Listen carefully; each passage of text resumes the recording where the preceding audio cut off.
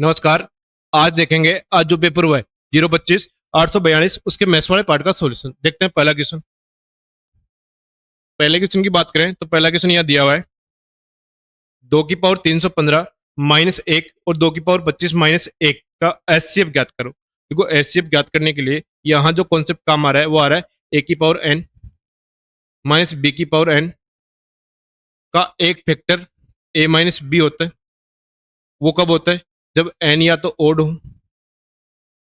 Odd Hindi में बोले तो विषम संख्या हो। अब यहाँ मैं इस फॉर्म में इस संख्याओं को लिखूं तो 2 की पावर 315 को मैं लिख सकता हूँ 2 की पावर 5 इंटू 63।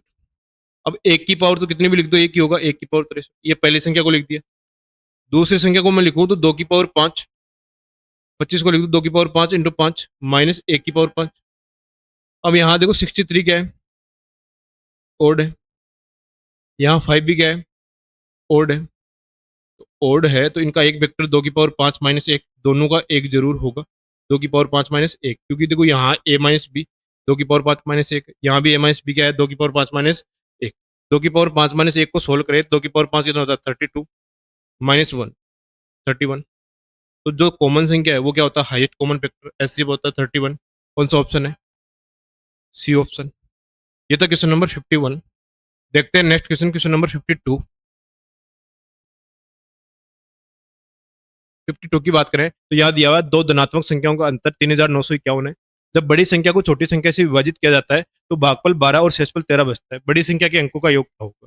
देखो यहाँ बात करें तो बड़ी संख्या बी मान लेता हूँ, छोटी संख्या एस मान लेता हूँ। 3951 ये पहली लाइन बोली हुई। दूसरी संख्या की बात करें, दूसरी संख्या में काम आ रही है रिमाइंडर थ्योरम, जिसमें मैंने एक चीज बताई थी कि भाज्य बराबर भागफल इंटू शेषफल, भागफल इंटू भाजक प्लस शेषफल। ये तो बात हो गई हिंदी में। इंग्लिश में क्या लिखते हैं? शेषफल को बोलते हैं रिमाइंडर।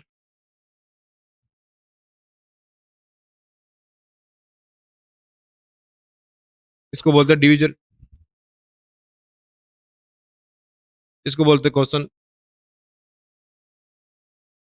इसको बोलते हैं डिविडेंड। तो ये मैंने रिमाइंडर थ्योरम लिखाई थी। यहाँ भाज्य है बड़ी संख्या, भागफल प्राप्त हो रहा है 12 और जिसका भाग दे रहे हैं वो छोटी संख्या है और रिमाइंडर कितना है 13। तो यहाँ से मैं बड़ी संख्या की जगह लिख सकता हूँ 12s + 13, 12s + 13 13, 12s + 13। यहाँ मैं बी का मान रखूँ तो देखो 12s + 13 माइनस एस बराबर 3951। देखो यहाँ 13 माइनस करेंगे तो 3938 हो जाएगा। यहाँ 12s में से एस माइनस करेंगे तो 11s आ जाएगा। यहाँ मैं 11 का भाग दूंगा तो देखो 3 5 और 8 358 आ जाएगा। एस बराबर 358 आ गया, छोटी संख्या 358 आ गई। तो यहाँ मैं एस रखता हूँ, ये प्लस हो जाएगा इस तरफ जाके। तो बड़ी संख्या 3951 51 और प्लस क्या करना है 3 5 8। ये कितना हो गया? 9 0 3 और 4, 4309। इसके अंकों के योग निकालें तो 9 और 3 12 और 4 16। अच्छा क्वेश्चन था लेकिन था इजी। कौन सा ऑप्शन है? बी ऑप्शन है। ये था क्वेश्चन नंबर 52। देखते हैं नेक्स्ट क्वेश्चन, क्वेश्चन नंबर 53। 53 की बात करें तो यहाँ दिया शोधक सभी भाज्य और अभाज्य संख्याओं का औसत बताइए। देखो, भाज्य और अभाज्य की बात करें तो यहाँ शोधक एक न तो क्या होता है? भाज्य होता है, भाज्य भी नहीं होता और अभाज्य भी नहीं होता। तो यहाँ एवरेज निकालना है, वो किसका निकालना है? 2 से लेके 100 तक, 2 से 100 तक। भाज्य को क्या बोलते हैं हिंदी में? कंपोज, इंग्लिश में कंपोजिट, कंपोजिट नंबर। और अभाज्य को क्या बोलते हैं? Prime number. ठीक है, तो 2 से 100 तक का एवरेज निकालना है। और देखो इनका प्रत्येक संख्या का बीच का डिफरेंस सेम है क्योंकि कंटिन्यू है। तो प्रथम पद यानी 2 प्लस अंतिम पद बटे 100 और बटे में 2, ये एवरेज आ जाएगा। दोनों को जोड़ेंगे 102, 102 में 2 का भाग दे दिया, आंसर कितना आ गया? 51। कौन सा ऑप्शन है? A option. ये था क्वेश्चन नंबर 53। देखते हैं next question, question number 54। Question number 54 की बात करें तो ये प्रॉफिट लॉस का क्वेश्चन है। अंकित मूल्य पर Q% की छूट देने के बाद भी एक दुकानदार P% का लाभ अर्जित करता है। तो बताइए अंकित मूल्य क्रय मूल्य से कितना अधिक अंकित करता है? तो यहाँ बात करें जब प्रॉफिट और डिस्काउंट दे रखा है, ये मैंने क्या बताया था? MRP और CP का रेशियो, कि जब 100 प्लस करना है जब प्रॉफिट दे रखा है और माइनस करना है जब लॉस दे रखा है, बट्टे में 100 माइनस डिस्काउंट। यहाँ प्रॉफिट दे रखा है तो MRP बटे CP प्रॉफिट दे रखा है या P% का तो 100 प्लस पी, और लॉस दे रखा है या क्यू तो 100 माइनस क्यू। अब यहाँ बात करें एमआरपी 100 प्लस पी है और सीपी क्या है 100 माइनस क्यू है। अब पूछा है अंकित मूल्य क्रय मूल्य से कितना अधिक है, कितना अधिक है तो दोनों का डिफरेंस निकालना पड़ेगा। मैं यहाँ एमआरपी माइनस सीपी निकालूं, डिफरेंस निकालूं, तो देखो 100 plus P minus 100 minus minus क्या हो जाएगा क्यों, तो 100 से 100 कैंसिल हो गया, तो एमआरपी और सीपी का डिफरेंस कितना गया P प्लस क्यू। अब P प्लस क्यू अधिक है और किससे अधिक है, क्रय मूल्य से, 100 माइनस क्यू से, और इसको परसेंटेज में चेंज करें तो इंटू 100। ये परसेंटेज जो ज्यादा है वो आ जाएगा, कौन सा ऑप्शन है, सी ऑप्शन। अच्छा क्वेश्चन था लेकिन था इजी। क्वेश्चन नंबर 54 देखते हैं नेक्स्ट क्वेश्चन, क्वेश्चन नंबर 55। 55 की बात करें तो यहाँ दिया हुआ यदि बाह्यवर्त का व्यास डी का ही है तो अंतर्वर्त को त्रिज्या ज्ञात कीजिए। यहाँ मैं सेंटर की बात करूं, ये सेंटर है तो व्यास क्या हो जाएगा, इनको मिला दूं, ये डी, और डी का अगर मैं मान निकालूं इसके हिसाब से तो देखो एक बार इसका सेंटर मान लेता हूँ ये, इसका सेंटर मान लेता हूँ ये, इसका सेंटर ये और इसका सेंटर ये, इनको मिलाता हूँ तो ये देखो ये भी आर, ये भी आर, ये भी रेडियस, ये भी रेडियस, ये भी रेडियस, ये भी रेडियस और ये भी रेडियस और ये भी रेडियस, ये स्क्वायर बन गया। और ये जो इसके बीच में है वो इसका वीकेंड है, तो स्क्वायर की साइड तो 2r हो गई, और इसके वीकेंड की बात करें, डायगोनल की बात करें तो वो क्या हो जाएगा, √2 गुणा 2r, तो 2√2r हो गए। और यहाँ देखो ये बचा हुआ पार्ट आर है और यहाँ भी ये बचा हुआ पार्ट क्या है, आर, तो इन सबको मैं अगर ऐड कर दूं तो डी के बराबर होगा क्या, यानी 2r प्लस 2√2r। तो इतना सा क्वेश्चन था, इसको सोल्व करोगे तो आंसर आ जाएगा। यहाँ से मैं 2r कॉमन लूँ उस तरफ से तो यहाँ बचेगा √2 + 1 बराबर डी। अब यहाँ r का मान निकालें तो d/2 इंटू √2 + 1। अब यहाँ मैं √2 - 1 से ऊपर नीचे इंटू कर दूं तो इन दोनों को इंटू करेंगे तो 1 बनेगा, ये तो कैंसिल हो गया, बचा क्या d इंटू √2 - 1, d इंटू √2 - 1 और बाई 2। कौन सा ऑप्शन है, सी ऑप्शन। ये था क्वेश्चन नंबर 55। देखते हैं next question, question number 56। Question number 56 की बात करें तो यहाँ दिया हुआ है एलजेब्रा क्वेश्चन है, x + 1/x + 3 = 1, then find the value of x + 3 की पावर 5 + 1/x + 3 की पावर 5। देखो इसको कैसे सोल्व करेंगे, दोनों तरफ मैं 3 ऐड कर दूं, 3 ऐड कर दूं प्लस 1/x + 3, तो उस तरफ एक था, एक और 3 कितना हो जाएगा, 4 हो जाएगा। अभी यहाँ तक ये निकाल लिया तो मैं इस वैल्यू को p मान रहा हूँ, तो p + 1/p बराबर कितना आ गया, 4। अब यहाँ इसको अगर मैं पेन मान रहा हूँ तो इस क्वेश्चन के हिसाब से क्या पूछा है फिर, p की पावर 5 + 1/p की पावर 5। अब इसके फॉर्मूला मैंने एलजेब्रा में एक लिखाया था, क्या लिखवाया था कि इसके क्यूब वाला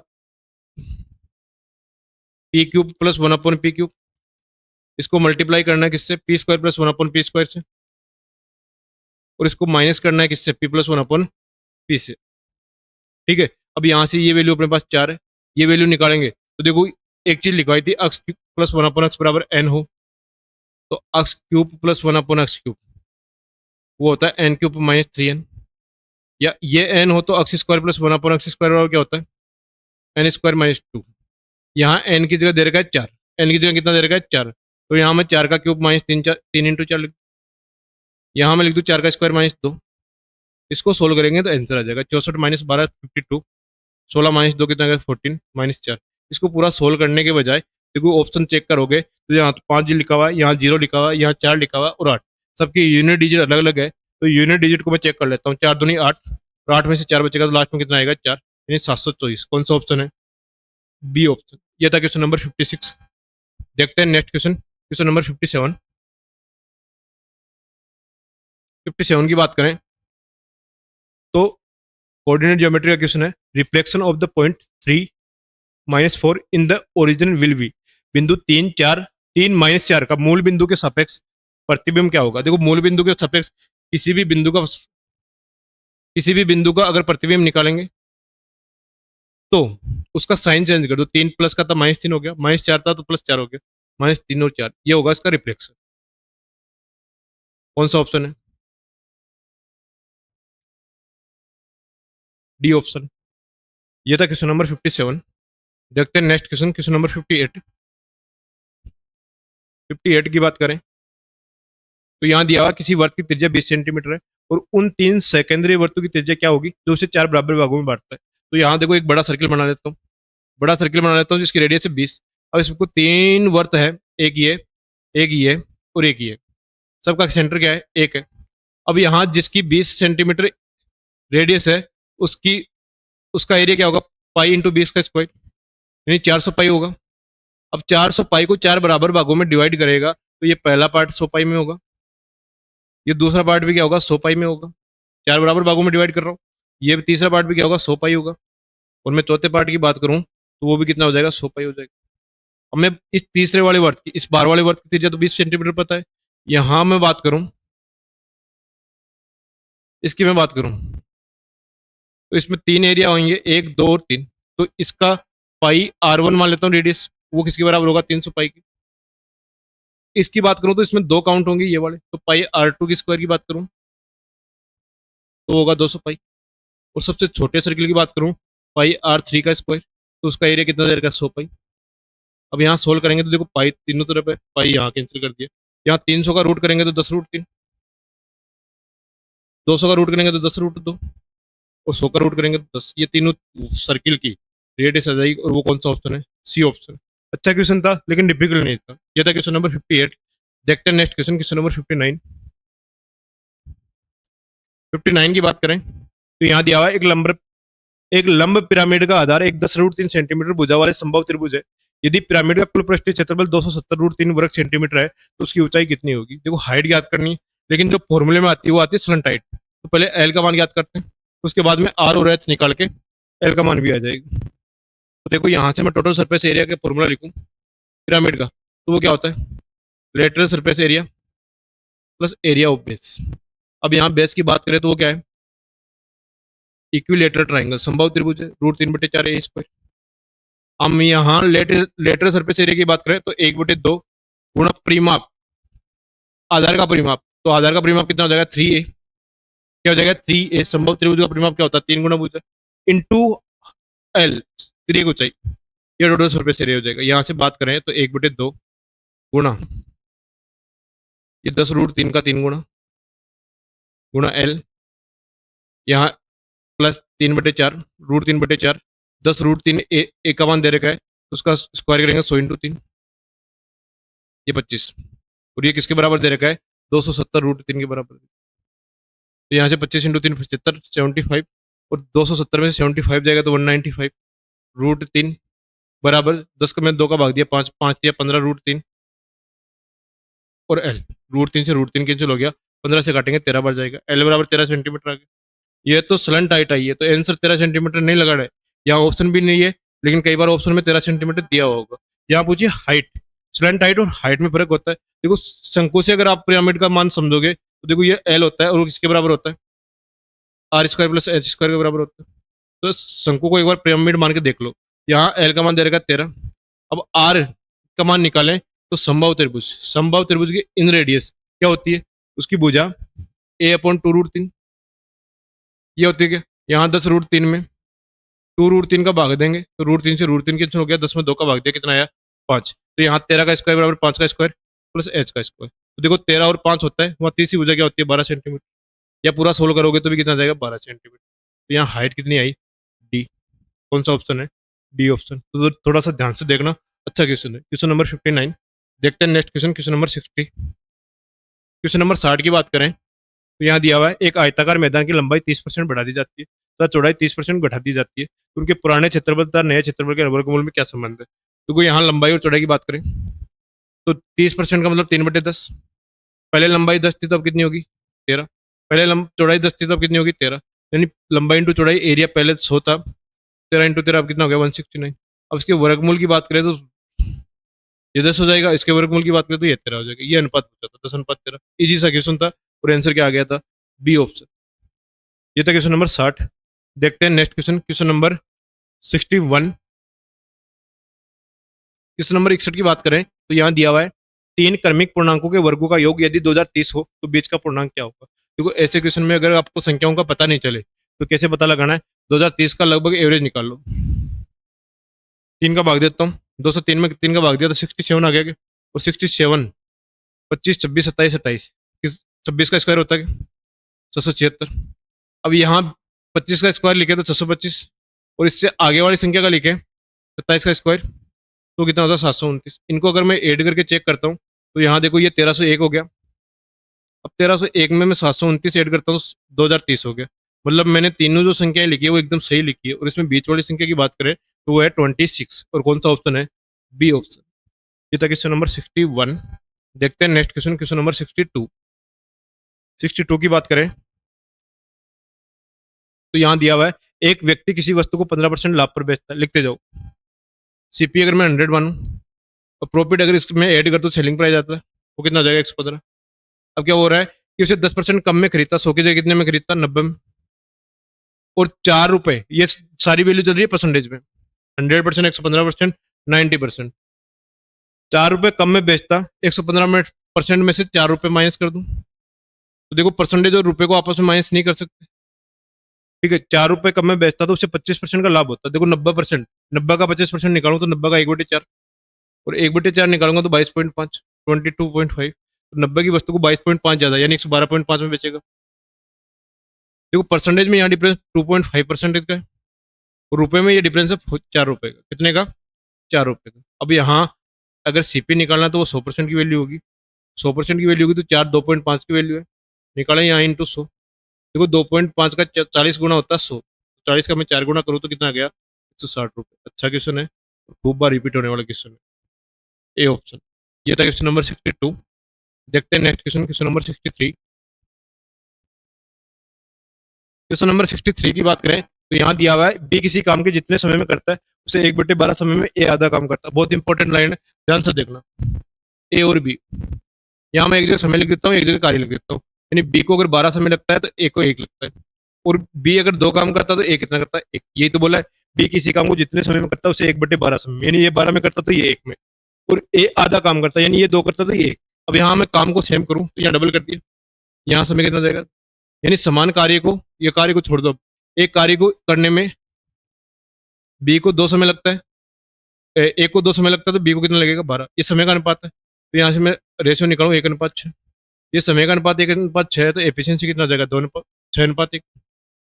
अब दोनों मिलकर एक दिन में 7 काम कर रहे हैं, और दोनों मिलकर एक काम को कितने दिन में कर रहे हैं, 10 दिन में। तो 7 को अगर मैं उसी की एफिशिएंसी से इंटू कर दूं तो टोटल वर्क आ जाएगा। और टोटल वर्क की बात करें तो यहाँ कितना आ गया, 70। अब जिसका समय निकालना है उसी की एफिशिएंसी से इंटू कर दो। यहाँ बी का समय निकालना है तो बी की एफिशिएंसी 1, 70 में 1 का भाग दिया कितना आ गया, 70 days. A option time and work का एकदम बढ़िया क्वेश्चन है, और आंसर क्या आ गया, ए ऑप्शन। ये था क्वेश्चन नंबर 63। देखते हैं नेक्स्ट क्वेश्चन 64 है, स्टेशन पी तथा क्यू के बीच की दूरी। स्टेशन पी तथा क्यू के बीच की दूरी 27 किलोमीटर है। दो ट्रेनें जिनकी चाल 24 किलोमीटर पर आवर तथा 18 किलोमीटर पर आवर है, क्रमशः पी तथा क्यू से एक ही दिशा में चलती है। दोनों ट्रेन क्यू से आगे बिंदु आर पर मिलती है, क्यू आर की दूरी कितनी होगी। क्योंकि यहाँ देखो ये बिंदु पी है, ये क्यू है, इनके बीच की दूरी दे रही है 27 किलोमीटर। जो ट्रेन पी से चल रही है उसकी चाल दे रही है 24 किलोमीटर पर आवर, और जो क्यू से चल रही है उसकी चाल दे रही है 18 किलोमीटर पर आवर। अब ये जो मिलती है इस बिंदु से आगे मिलती है आर पे, आर पे मिलती है, आर पे मिलती है तो यहाँ पूछिए क्यू आर की डिस्टेंस। अब क्यू आर की डिस्टेंस निकालने के लिए देखो ये 27 किलोमीटर कवर करना पड़ेगा, तो डिस्टेंस यहाँ क्या करेंगे, 27 किलोमीटर। दोनों एक ही दिशा में जा रही है तो रिलेटिव स्पीड जो बात करें वो एक माइनस हो जाएगी, 24 में से 18 गया कितना है, 6 किलोमीटर पर आवर। अब जो मिलने का समय लगेगा वो आ जाएगा 27/6, तो 27 में 6 का भाग दें, 4 बार पूरा जाएगा और आधा 4.5 घंटे। यानी क्यू बिंदु वाली ट्रेन 4.5 घंटे चलने के बाद आपस में मिलेगी, तो 18 किलोमीटर पर आवर वाली 4.5 घंटे में कितनी दूरी तय कर देगी, क्यू आर आ जाएगा 18 इंटू 4.5, 81 किलोमीटर, 81 किलोमीटर। यहाँ पी आर पूछता तो 27 + 81 कितना हो जाता है, 108, लेकिन यहाँ पूछा है क्यू आर, तो कौन सा ऑप्शन आ जाएगा, डी ऑप्शन। ये था क्वेश्चन नंबर 64। देखते हैं नेक्स्ट क्वेश्चन, क्वेश्चन नंबर 65। 65 की बात करें तो यहाँ दिया हुआ है एक धनराशि को चक्रवृद्धि ब्याज की निश्चित दर से निवेश किया गया। यदि पहले व तीसरे साल का मिश्रण क्रमशः 1200 रुपए व 1587 रुपए है तो चक्रवृद्धि ब्याज की दर ज्ञात करो। क्योंकि यहाँ मैं अमाउंट की बात करूँ पहले वर्ष और तीसरे वर्ष की, तो दे रखे 1200 और 1587। अब यहाँ में टाइम की डिफरेंस की बात करूँ 2 साल है। जब 2 साल है तो इनका जितना कट रहा है उतना तो काट दो, 3 से कट रहा है 400, ये कितना कर रहा है 529।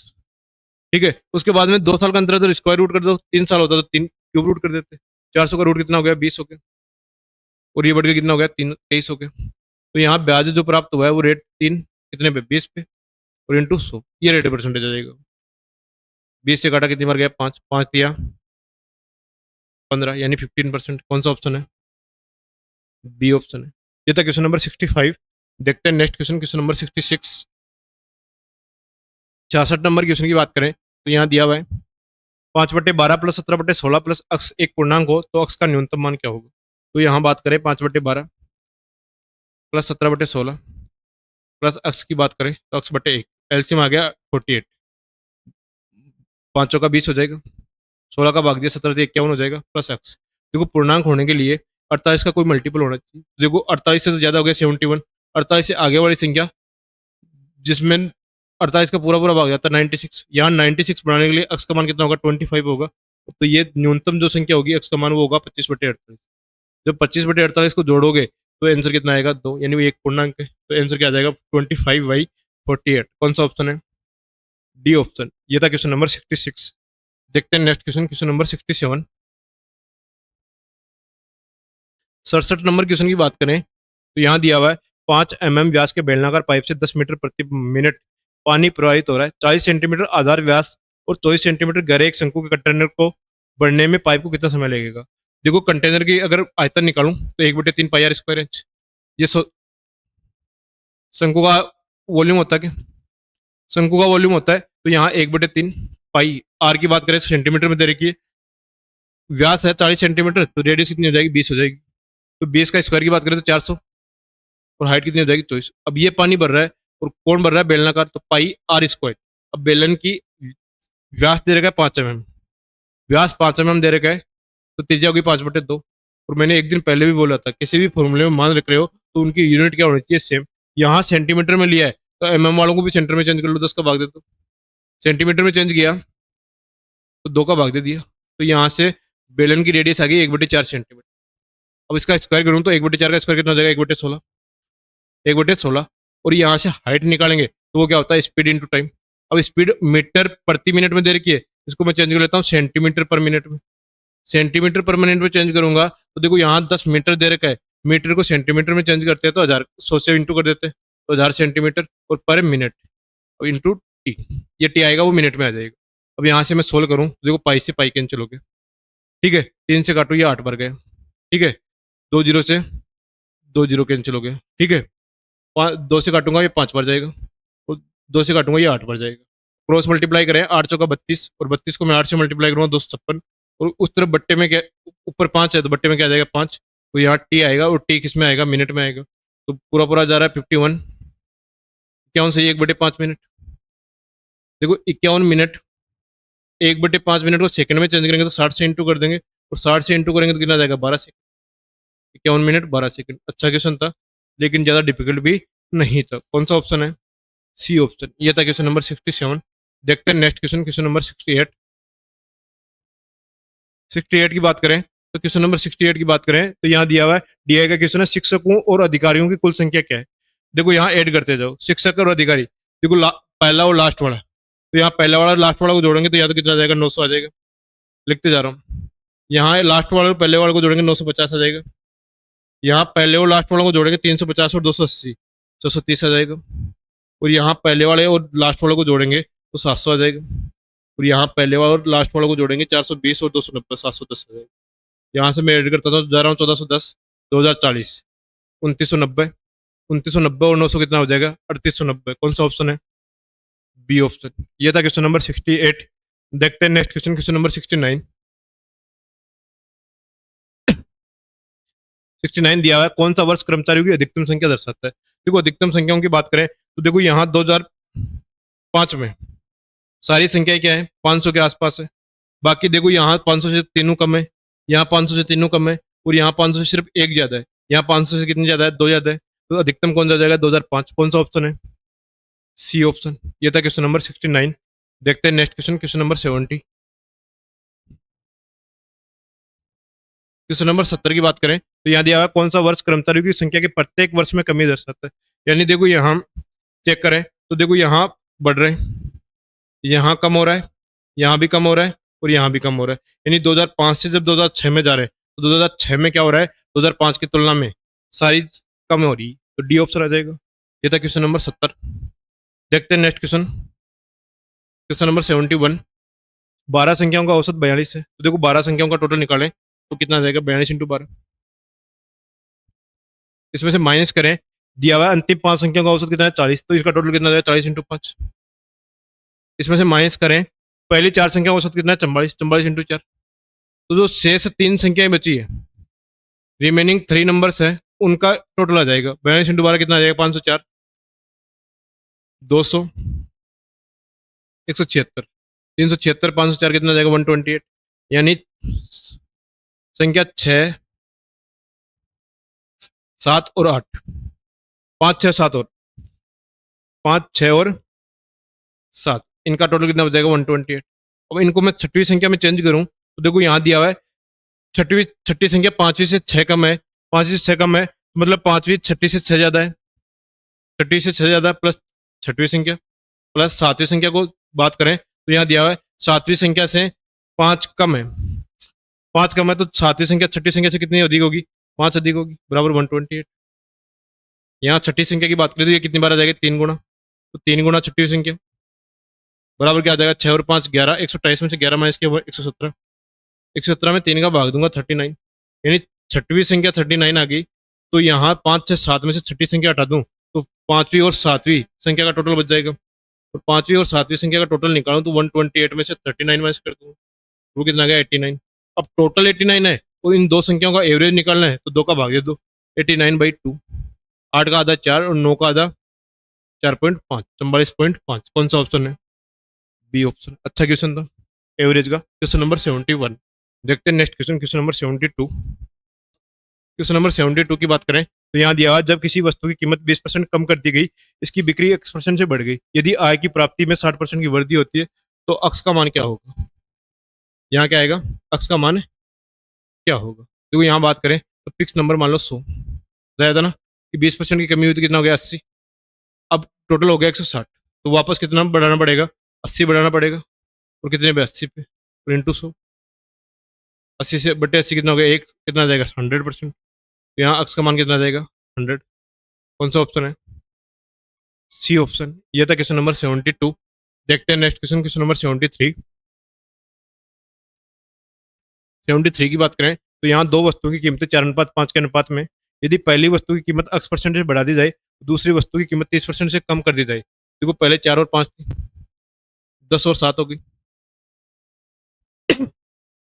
5। अब दूसरी संख्या को देखो कम की गई है तो ये इससे 7 से ज्यादा होगा, तो इसको मैं डबल कर देता हूँ। तो यहाँ देखो ये 8 हो गया और ये कितना हो गया, 10। देखो यहाँ 3 कम हुआ है तो ये 30% कम किया गया है, तो जो वैल्यू दे रही है वो सही है। 8 से 10 होगा तो वो कितना बढ़ जाएगा, 2 बढ़ जाएगा। और कितने में बढ़ जाएगा, 8। तो 2/8 मतलब 1/4। यानी यहाँ जो पहली संख्या ए बढ़ी है वो कितनी बढ़ी है, 1/4। X% का मतलब कितना हो जाएगा, 25%, 25%। कौन सा ऑप्शन है, सी ऑप्शन। ये था क्वेश्चन नंबर 73। देखते हैं नेक्स्ट क्वेश्चन, क्वेश्चन नंबर 74। 74 की बात करें तो यहाँ दिया हुआ है बोर्ड मास का क्वेश्चन, सोल्व करते हैं। यहाँ पहले इसको सोल्व करूँ तो 21/4, ये हो गया 7/3, तो 28/3। उल्टा करूंगा तो 3/28। सोल्व किया तो ये 3 बार 7 से, ये 4 बार, ये तो हो गया 9/16। पहले ब्रैकेट को सोल्व करने के बाद 9/16 यहाँ लिखते जाओ, 8/9 9/16। पहले ब्रैकेट को सोल्व किया 9/16 आ गया, भाग।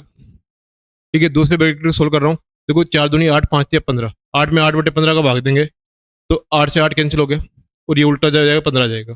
दूसरे को सोल्व किया, 15 आ गया। ठीक है, तीसरे को सोल्व करेंगे तो देखो यहाँ 8 गुणा 2/3, बाको गुणा में चेंज करें 5/4, 4 से काटेंगे तो कितनी बार जाएगा, 2 बार जाएगा। तो 5 का 20/3 आ गया और ओप 20/3। अब इसको सोल्व करें तो कितनी बार गया, 5 का 20×5 100। ओप को सोल्व करेंगे तो 9 से 9 कैंसिल हो गया, ये कितनी बार गया, 2 बार। 1/2 भाग 100, बा को गुणा में चेंज करते हैं तो 1/2 गुणा 1/100 हो जाएगा, तो कितना आ गया, 1/200। अच्छा क्वेश्चन था और आंसर क्या आ गया, सी ऑप्शन। ये था क्वेश्चन नंबर 74। अब देखते हैं आज के पेपर का लास्ट क्वेश्चन, क्वेश्चन नंबर 75। 75 की बात करें तो ट्रिग्नोमेट्री का क्वेश्चन है, cos square theta minus 3 cos theta plus 2 बराबर sin square theta, theta 0 degree से बड़ा है 90 डिग्री से छोटा है, तो 2 cosec theta plus 4 cot theta का मान ज्ञात कीजिए। देखो यहाँ 0 और 90 के लिए मना कर दिया, और cos थीटा है उसके बाद में भी इसके बराबर है, मतलब पूर्णांक होगा, और cos थीटा पूर्णांक 1 पे होता है, cos थीटा बराबर 1/2, और 1/2 कितना होता है, थीटा बराबर 60 डिग्री। अब थीटा बराबर 60 डिग्री अगर रख के चेक करोगे तो चेक कर लो एक बार, 1/2 का स्क्वायर 1/4 माइनस 3/2 प्लस 2, यहाँ सोल्व करोगे तो कितना आ जाएगा, 3/4 आ गया। इस साइड में 3/4 आ गया, साइन 60 की वैल्यू √3/2 का स्क्वायर, √3/2 को स्क्वायर करके सोल्व करोगे तो भी 3/4, मतलब थीटा बराबर 60 डिग्री का मान सही है। यहाँ 60 डिग्री रखें तो 2 इंटू कोसेक 60 का मान होता है 2/√3 प्लस 4 कोस से कोट 30 की 60 का मान ज्ञात करें तो 1/√3, तो 4 8 बटे कितना आ जाएगा, √3, 8/√3। कौन सा ऑप्शन है, नहीं है, तो √3 से ऊपर नीचे इंटू कर दो, तो नीचे तो देखो √3 इंटू √3 3 बच जाएगा, ऊपर हो गया 8 √3/3। कौन सा ऑप्शन है, ए ऑप्शन। ये था 025 842 के मैथ्स वाले पार्ट का सॉल्यूशन। ठीक है, आज के लिए इतना ही।